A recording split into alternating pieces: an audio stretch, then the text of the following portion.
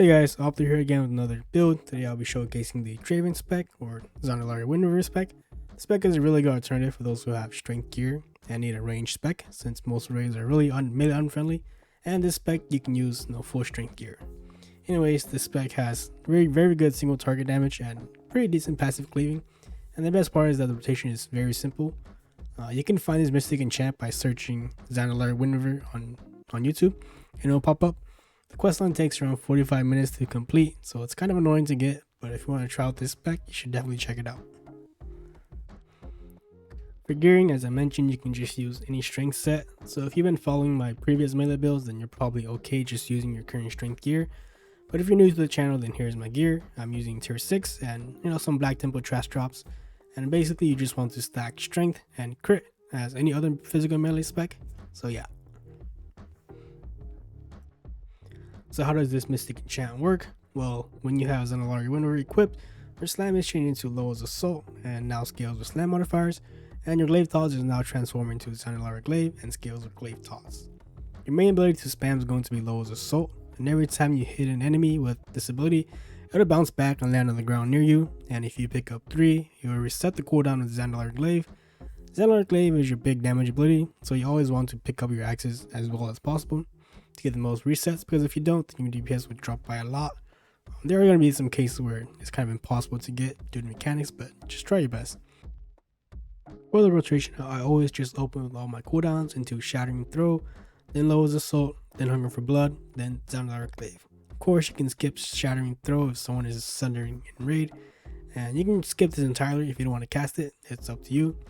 Additionally, you want to make sure you're also auto shooting in between picking up your axes, because you need to auto shoot to get rage in order to even use low as assault, since it costs 30 rage.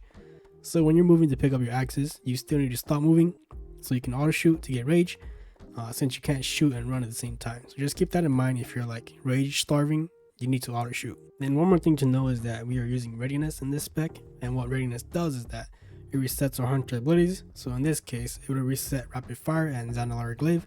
So you can actually time this by waiting out the first rapid fire, get the reset on your glaives by picking up your axes, then use your glaives, then press readiness to reset rapid fire and reset glaives.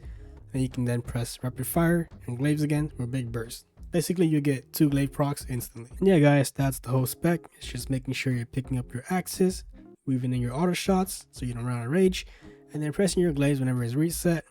The playstyle can be pretty fun if you like this kind of play, so definitely give it a try.